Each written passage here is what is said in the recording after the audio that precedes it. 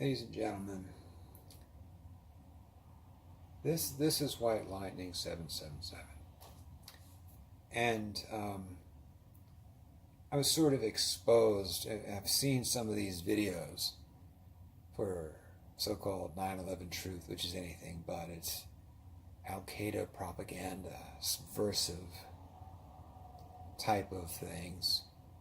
It claims that for whatever bizarre reason, the people who were killed at the Pentagon and the World Trade Center were somehow murdered by the federal government. You know, the stated reason is that, Randy Weaver was shot, Waco was burned, and therefore, somehow or other, the people, their own soldiers in Pentagon, and the people at the Twin Towers were somehow also killed by the federal government. Okay, because somehow Bush was a bad guy. The situations between these things are fundamentally different in every way. The situation with Randy Weaver, for example, occurred. He was approached by an ATF or FBI fella, asked if he could wear wire to enter his church, or maybe white separatist, white nationalist friends, to gain information. I mean, the agent might have thought something that wasn't true. Who knows? What he did was he cursed that cop up one side, down the other side, probably threatened him, and tossed him off the property. Of course, the ATF, they came back, having been provoked, and asked him to saw off a shotgun that was an inch too short, so that, it was a short barrel shotgun, like an NFA weapon instead of a regular shotgun. And Randy Weaver didn't really research the specs on the weapon. He'd say, well, look, let me check and see if this is okay. He just kind of did it. He was charged and arrested, served with a subpoena that he didn't come to court. Then, when they came to arrest him, his son shot. You don't know who shot first, but there was a shooting. His entire family was killed. Clearly, excessive force was used by the federal government. Clearly, they were unjustified, and they lost a multi-million-dollar lawsuit as a result of their brutality. Okay. Nevertheless, Randy Weaver played an important role in creating his own condition. It was preventable on his part, but he chose not to do so. There are parallels that you could draw between Randy Weaver, Trayvon Martin, Michael Brown, or even Larry King that are profound and deeply there and deeply present and very disturbing. Likewise, take Waco. There's situations with the ATF, rumors that he was, slanderous rumors, they were molesting kids, they were building machine guns, whatever. At one point, David Koresh invited him in, said, search anytime you want.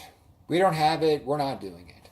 Well, when they came to search the place, they may have used excessive force. We don't know who shot first through that steel door. Okay? Instead of coming out and placing a complaint of brutality later, they shot back. They fired back. Whatever the federal government did, they did the same thing back and created their own condition and put themselves in a siege situation that lasted for many days. And then finally, when the federal government sprayed tear gas in there, they weren't using electricity. They didn't know that the these guys were using kerosene lamps, and the lamps no doubt ignited the tear gas and burned the place up, and maybe the feds even put a shaped charge. Who knows? Okay? Clearly excessive force was used. But David Koresh and his merry gang of fools played a role in what happened. They created their own condition. They didn't come out of the building. They had signs. They argued. They didn't behave in ways that a lawyer would tell you to behave. They weren't prudent. They didn't act like the better man. And unfortunately, by creating these perverse incentives, they were killed by federal troops. Now, they might have been 10% to blame or 25% to blame, probably less than 50% to blame, but they played a role in what happened to them. Then fellow Tim McVeigh came along, whose life was falling apart, using crystal methamphetamine, a drug that has been proven again and again and again to get its users to build bombs and booby traps and so forth as a side effect of what it does to the mind. Okay? And in McVeigh's case, it was an extreme case. That's what he did. Okay? This was heads and shoulders different. See, in order to understand 9/11, you have to understand what happened in the previous bombing. I think it was 93 of the World Trade Center, the Yusef. They put an explosive vehicle in the basement of the World Trade Center and set it off in an attempt to knock down the building that failed. To knock one building into the other. Okay? It failed. It did a lot of damage, killed people, but it failed. The people in the World Trade Center, the survivors and the families of the survivors, first of all, didn't do anything to antagonize the federal government. There's no motive. They paid taxes. They weren't even political. Why? There's no motive. But when Al-Qaeda came after them, the survivors didn't spit in the face of one Muslim. They didn't punch one sheikh in the face. Not one greased pig was released in a mosque. Not one gentleman wiped his ass on the face of the Muhammad. Not one woman opened her pussy up and pissed all over the Quran and said, "Fuck you, I'm on the 100th floor, motherfuckers, come and get me. Woo, come on."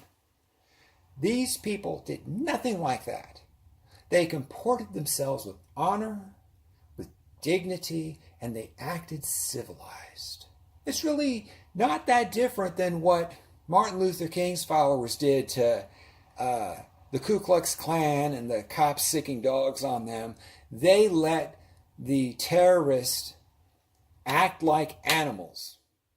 And their reply to such actions was to act civilized, honorable, upstanding. They didn't sneak around at night and drive trucks and blow stuff up. They went to work every day, held their faces up high, loved their families. Unlike these jihadi vermin who force their women to wear veils, circumcise little girls, set people on fire, crucify people, chop off heads, and live in filth and desperation because they can't even use modern banking. Unlike them, the people at the World Trade Center acted better. And through their actions, they shamed Al-Qaeda. Through their dignity, through their civilized behavior, through living in a free country, they disgraced their attackers and made them and exposed them for the slimy, bottom-dwelling filth that they were. These jihadis have been killing people for 1,400 years. Everything they had, they stole from someone else. They murdered 270 million people over the course of many years. Their death cult has murdered more innocent people than any criminal syndicate on the face of the earth. And when they tried it, 93, they were shamed by their acts. So they had to come back. They had to try to reduce us to their animalistic, barbaric, filthy, disgusting, evil behavior that even the devil would hold his head in shame and say, dudes, I didn't do that. I'm gone. I've done my job here. I'm done. That's why they came back. They came back because we were civilized. And they aren't.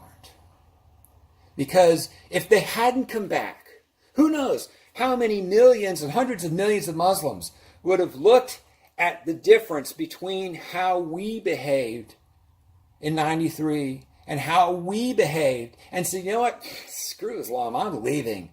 There's a better way to live. Who knows if they hadn't come back what they did. But on 9/11, Flight 93, we showed those sons of bitches what a real martyr does. How a real patriot fights. We showed them honor, the likes of which none of their prophets, none of their warlords, Muhammad, Saladin, Bukhari, none of them could ever dream of having. And that's why they came back. The federal government didn't kill our own people. Bush Sr., previous president, was a war hero.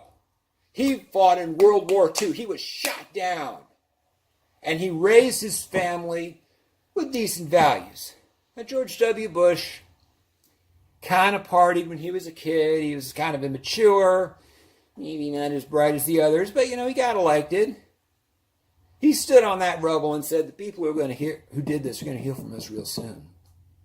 He did the right thing. He's a good man. He's a patriot. Now, there are, treasonous elements in our country, socialist elements, supremacist elements.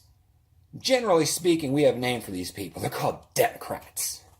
Okay? Now, if you had a president that was a Muslim, that had, Muslim Brotherhood and jihadi people in the White House and fired all the FBI and put in PLO guys to head it, maybe in that state of mind, you might have been able to ask, did you guys, whose side are you on? Did you guys really do it? That's not what we had.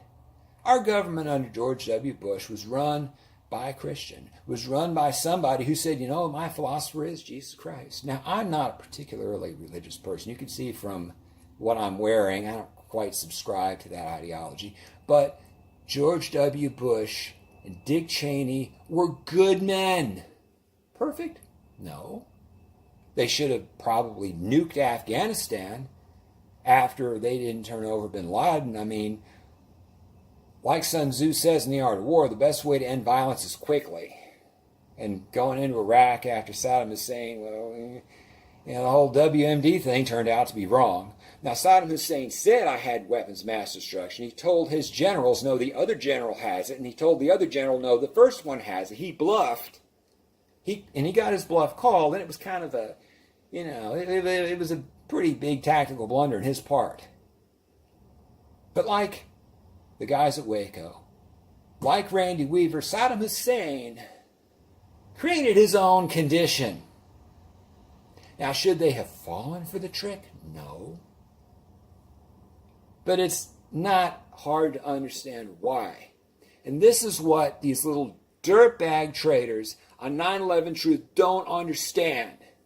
The situations on 9/11 were fundamentally different in every way than what happened before. Yes, countries had issues with slavery. Yes, we did the Trails of Tears thing. There was the shooting at Kent State in Ohio, although kind of those guys also created their own condition as well. We've had problems as a country. But our government doesn't kill innocent people who do nothing to instigate them. There's no motive. Why would you kill your taxpayers? Why would you kill your contributors? Why would you kill your own elites? What, bomb your own Pentagon? Bomb, the very people who could retaliate? I mean, come on. Who shoots themselves? Neeps. Sorry, kitty. Neeps. I know. I'm not upset, Neeps. I'm just talking. Neepies. Settle down, kitty. She's my cat. She's concerned about me because I'm upset about this. And I was sent this 9/11 truth garbage. This filthy, seditionist, treasonous crap. Now look, we all know, it's pretty easy to tell there's circumstantial evidence who funds 9/11 truth. Okay? It's Al-Qaeda, it's ISIS, it's Muslim Brotherhood, it's Palestine, it's Hamas, Hezbollah, it's groups like that. And how do you know? Islam, they got 1.6 some odd billion members. They got tons of oil money. Like even in Kuwait, Saudi Arabia, all these places, they don't pay taxes. Okay? When you get married in Kuwait to 1, 2, 3, or 4 wives, whatever, the government gives you a house and they give you a car. Why? Because they're rolling in money. They're not in debt. Every drop of gas we buy goes to them. They could shave, a penny off every $10,000 and kind of send it to, the right people to support the cause. Care. I'm sure they support. I'm sure they have a role in this crap. It's obvious. Islam, well, not all Islam, but jihadi Islam, Wahhabi Islam, not the Sufis and stuff. There's Muslims that, aren't really particularly bad citizens. With 1.6 billion people, there's no way they're all going to act the same. But the warlike, supremacist, imperialistic type of Islam, the one that, by the way, is going into Africa and killing pagan Africans and African tribesmen and those kind of people, the sub-Saharans who, can't fight back, those guys, they want to rule the world. They're like the Nazis, they're like the communists, they're like, any other death cult. Like Caligula, Nero, and all the other depraved maniac leaders that have been a scourge on our planet, a thorn in the side of innocent people, and an obstacle to humanity's progress. They did 9/11. They knocked down the towers. They did the Pentagon. They probably tried to go for the Capitol and the White House with Flight 93 and they failed. You see, they did it. They're guilty. When's the first time jihadis attacked our country? You ever hear the song of the Marines, The Source Tripoli? Thomas Jefferson had to deal with these fucking maniacs. They've been after us almost since we were a country. On September 11th, long ago, the French, the Europeans, the Christendom had a coalition. The jihadis had fought their way almost to Vienna, in France, almost the Rhine River. And at last, Europe freed itself from occupation and beat them back. And the French made a little pastry, called a croissant that's like a crescent to symbolize their victory over jihad. They won. They were shamed on that 9/11. That's why they came back on 9/11. Because they were defeated centuries ago on 9/11. That's why they chose the date, because these sick, twisted barbarians have long memories. They play for keeps for centuries at a time. They think that their imperialistic blood god will give them everything if only they continue in acts of depravity. They tell their would-be terrorists that they'll get 28 young boys and 72 skinless, glassy virgins in heaven, which flows with wine and colors and drugs, kind of thing only Jeffrey Dahmer would like if they just go blow themselves up in a cafe where women and children are eating lunch. On 9/11, they wanted to go on a plane to vacation. They wanted to go to work. They had jobs. That was the provocation. They were kuffars. They weren't part of the there's the house of Islam, and then there's the house of war. Okay? Like other theocracies, it's not that they believe in God that's the problem, like Richard Dawkins says. Okay? They have faith in eternal war. That's what makes theocracy poison. They believe in eternal war. They think that they're in eternal war with Satan. They can't negotiate with their enemies. They can never have peace until they have all the power, kill all their enemies, and reduce the entire world to sterile ashes where they can rule over the ruins of nothing. That's their job.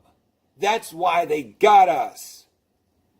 And these little 9/11 truth dirtbags don't understand the basic human condition and facts of history that are available anywhere, that even a 7-year-old can understand.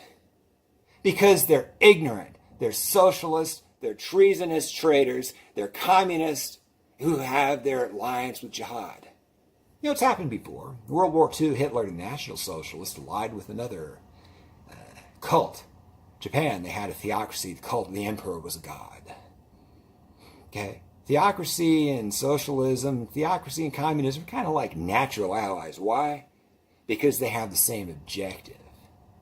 Enslaving the world and casting us into eternal darkness, the likes of which we will never be free from. That's why they got us in 9/11. That's why they always will come after us. Not because we did anything wrong, but because they are morally degenerate. And frankly, we're going to have to settle this situation with hydrogen bombs. If they don't get their act together and abandon war and abandon barbarism, quit treating their women like shit, quit acting like animals, we're going to have to bomb them off the face of the earth. Not because we want to, but because they have given us no choice.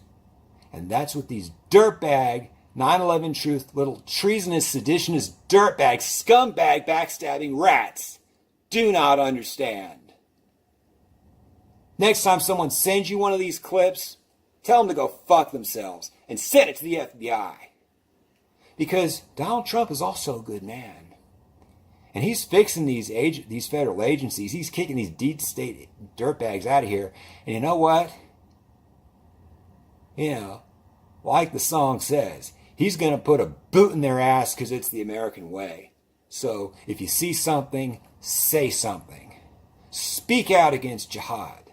Support people like Irie Cyrus, who is an ex-Muslim who is telling the truth about the threat. Support guys like, jihad, groups like Jihad Watch, if you're concerned. That's how we will free our country, and that's how we will safeguard the civilized world. If we safeguard the civilized world, the sky's the limit. We could be at the stars, we could be at Mars, we could be anywhere. There's no upper limit to how far we as humans can go. But we won't get there with degenerate cults based on superstition, bloodlust, perversion, violence, and war. And we certainly won't get there if we can't tell the difference between our own people, our friends, and our enemies. This is White Lightning 777 signing off. I'm going to upload this. And yeah, I'm upset by this 9/11 truth bullshit. I just cannot take this treason anymore. How can you live in the freest country in the face of the earth and do this? What the hell's up with you? Do you think they're going to spare you when they take over? Do you think they're not going to enslave your women and your daughters? Do you think you're not going to have to convert by persuasion of the sword? Oh, no. You're going to be the first in line. They will see to that. Because you have brought yourself not to our attention. We think you're wrong. We want to convince you to act civilized. They don't. Do the devil's work. Get the devil's wages. Signing out. Long live the Republic.